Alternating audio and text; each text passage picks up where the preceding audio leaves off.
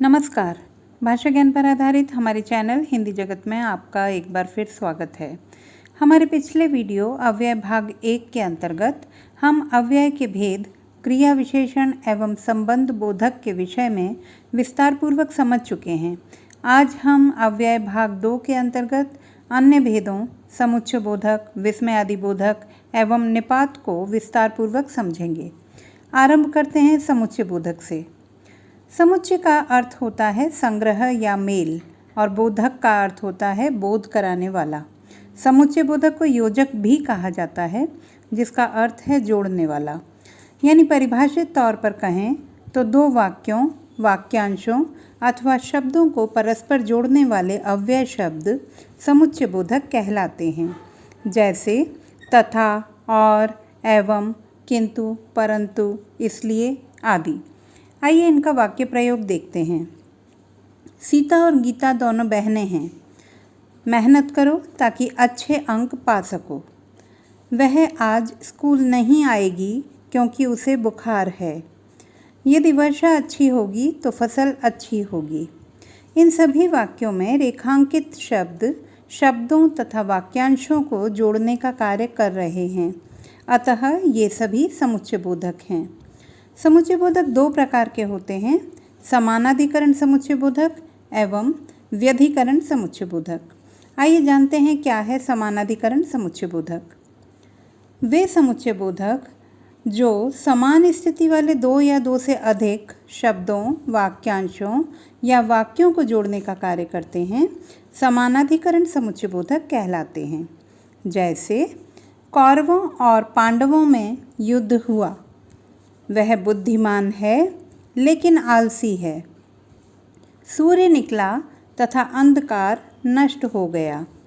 इन वाक्यों में रेखांकित पद और, लेकिन, तथा क्रमशः शब्दों, वाक्यांशों तथा वाक्य को जोड़ने का काम कर रहे हैं, अतः ये समानाधिकरण समुच्चय बोधक हैं। समानाधिकरण समुच्चय बोधक को 4 भेदों में विभक्त किया जाता है: संयोजक, विकल्पक या विभाजक, विरोध दर्शक, परिणाम दर्शक। इन्हें विस्तार पूर्वक समझते हैं।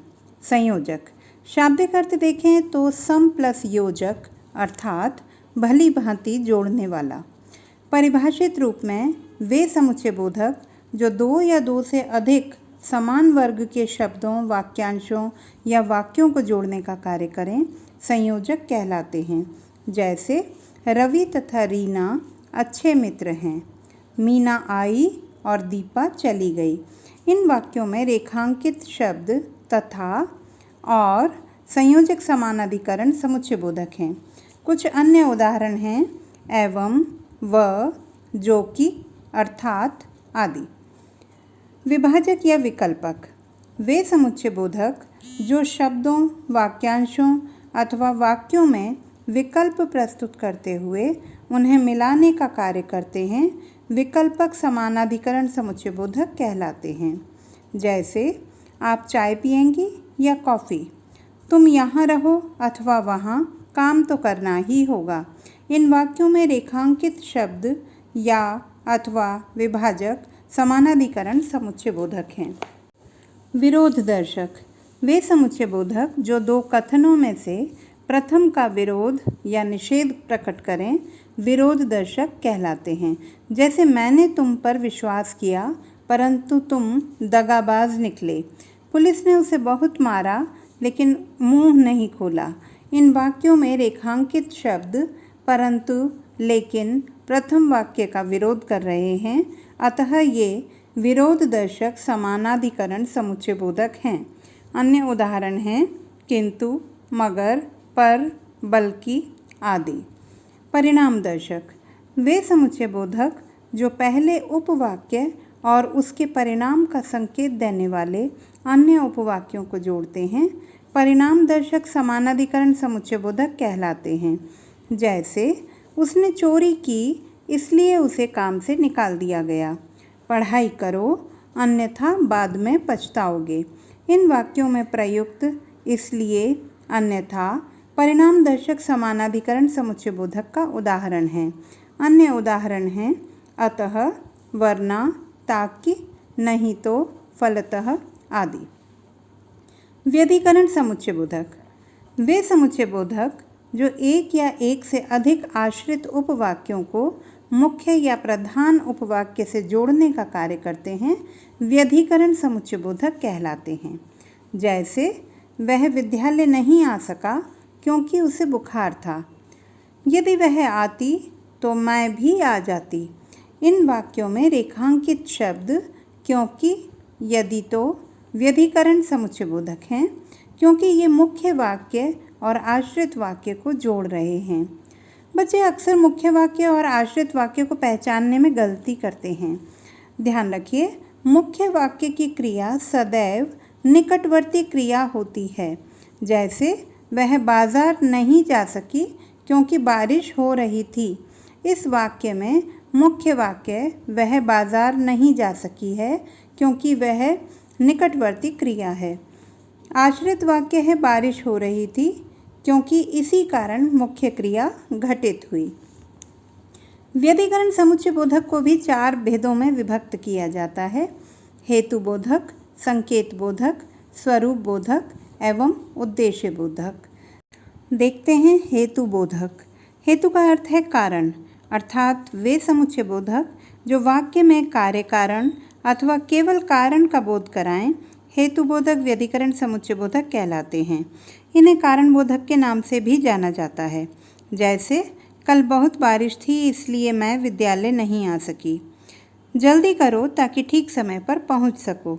इन वाक्यों में इसलिए और ताकि के माध्यम से कारण को स्पष्ट किया गया है, अतः ये हेतु बोधक व्यधिकरण समुच्चय बोधक हैं।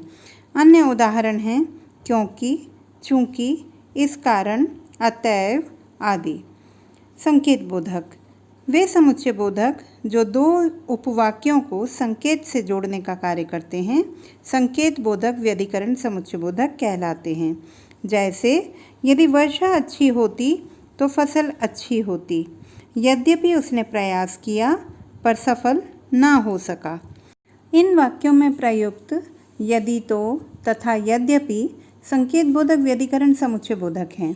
अन्य उदाहरण हैं चाहे तो, तथापि, यदि, भी आदि। स्वरूप बोधक, वे समुच्चय बोधक जिनके द्वारा पहले प्रयुक्त शब्द, वाक्यांश या वाक्य के अर्थ को अधिक स्पष्ट किया जाता है, स्वरूप बोधक व्यधिकरण समुच्चय बोधक कहलाते हैं। इन्हें स्पष्टीकरण योजक के नाम से भी जाना जाता है। जैसे उसका मुख चंद्रमा के समान है, अर्थात बहुत सुंदर है। उनका परलोक गमन हो गया, यानी मृत्यु हो गई।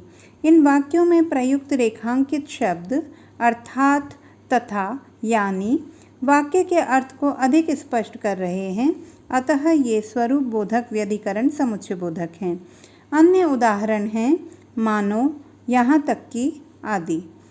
उद्देश्य बोधक, वे समुच्चय बोधक जो आश्रित उपवाक्य से पहले मुख्य उपवाक्य के उद्देश्य को स्पष्ट करते हैं, उद्देश्य बोधक व्यधिकरण समुच्चय बोधक कहलाते हैं। जैसे वह रोज पढ़ती है ताकि प्रथम आ सके। सिपाही ने दौड़ लगाई जिससे कि वह चोर को पकड़ सके। इन वाक्यों में रेखांकित शब्दों ताकि एवं जिससे कि के द्वारा उद्देश्य प्रकट हो रहा है, अतः ये उद्देश्य बोधक व्यधिकरण समुच्चय बोधक हैं। अन्य उदाहरण हैं कि, इसलिए, जिससे आदि। ध्यान रहे, कुछ समुच्चय बोधक अर्थभेद के कारण समानाधिकरण एवं व्यधिकरण दोनों में प्रयुक्त होते हैं। इन्हें वाक्य की संरचना के आधार से पहचाना जा सकता है। जैसे उसने चोरी की इसलिए नौकरी से निकाला गया। कल बहुत तेज बारिश थी इसलिए मैं नहीं आ सकी। चोर को पकड़ सके इसलिए सिपाही ने दौड़ लगाई। इन तीनों ही वाक्यों में इसलिए समुच्चय बोधक का प्रयोग हुआ है, परंतु पहले वाक्य में इसलिए परिणामदर्शक समानाधिकरण है तो दूसरे वाक्य में कारण बोधक व्यधिकरण समुच्चय बोधक। तीसरे वाक्य में इसलिए का प्रयोग उद्देश्य बोधक व्यधिकरण समुच्चय बोधक के रूप में किया गया है। अब बात करते हैं अव्यय के अगले भेद विस्मयादि बोधक की। विस्मयादि बोधक शब्द 3 शब्दों के मेल से बना है। विस्मय प्लस आदि प्लस बोधक, अर्थात विस्मय आदि मन के भावों का बोध कराने वाले शब्द। परिभाषित तौर पर कहें तो वे अव्यय शब्द जो विस्मय, हर्ष, प्रशंसा, शोक, घृणा, भय, तिरस्कार या चेतावनी आदि मनोभावों को स्वाभाविक रूप से व्यक्त करते हैं, विस्मय आदि बोधक शब्द कहलाते हैं। जैसे अरे, वाह, उफ, ओह, बाप रे आदि। ध्यान रखिए, ये शब्द अनायास ही मुख से निकल पड़ते हैं। इनका प्रयोग सदैव वाक्य के आरंभ में किया जाता है। इनका वाक्य के अन्य शब्दों से कोई संबंध नहीं होता। इन शब्दों के आगे विस्मय आदि बोधक चिन्ह का प्रयोग किया जाता है। कभी कभी संज्ञा, सर्वनाम, विशेषण तथा क्रिया भी विस्मय आदि बोधक शब्दों के स्थान पर प्रयुक्त होकर विस्मय आदि बोधक का कार्य करते हैं। जैसे संज्ञा शब्द राम राम, सर्वनाम से आप, क्रिया बच्चों आदि। इस समय स्क्रीन पर आप विस्मय आदि बोधक शब्दों के प्रकारों की तालिका देख रहे हैं। आइए पढ़ें। विस्मय सूचक, अरे, हैं, क्या। क्रोध सूचक, हट, ठहर, चुप। हर्ष सूचक, वाह, शाबाश, बहुत अच्छा। शोक सूचक, हाय, ओह, उफ। प्रशंसा सूचक, सुंदर, धन्य, शाबाश। चेतावनी सूचक, सावधान, बचो, हटो। स्वीकृति सूचक, अच्छा, जी, ठीक। संबोधन सूचक, अरे, ओह, अजी। घृणा सूचक, छी छी, थू थू। भय सूचक, बाप रे बाप आदि। इन्हें ध्यानपूर्वक पढ़ें और समझने का प्रयास करें। अब बात करते हैं अव्यय के अंतिम भेद निपात की। बच्चों, यहाँ दिए गए उदाहरणों का सस्वर वाचन कीजिए। मैं भी मुंबई जाऊँगा, मैं तो दिल्ली जाऊँगा, मैं समोसा ही खाऊँगा, तुमने फ़ोन तक नहीं किया, मैं उसे जानता भर हूँ। सदाचार मनुष्य मात्र को ऊपर उठाता है। इन सभी वाक्यों में रेखांकित शब्दों पर ध्यान दीजिए। ये जिस शब्द के बाद प्रयुक्त हुए हैं उस पर विशेष बल दे रहे हैं। परिभाषित रूप में कहेंगे कि वे अव्यय शब्द जो किसी शब्द या पद के पश्चात लगकर उसके अर्थ में विशेष बल देते हैं, निपात कहलाते हैं। कुछ महत्वपूर्ण निपात हैं ही, भी, तो, तक, मात्र, भर आदि। तो बच्चों, ये थे अव्यय के भेद। अगले वीडियो में फिर मिलेंगे नए विषय को लेकर। देखते रहिए हिंदी जगत सुनीता भटनागर के साथ। आपका दिन शुभ हो।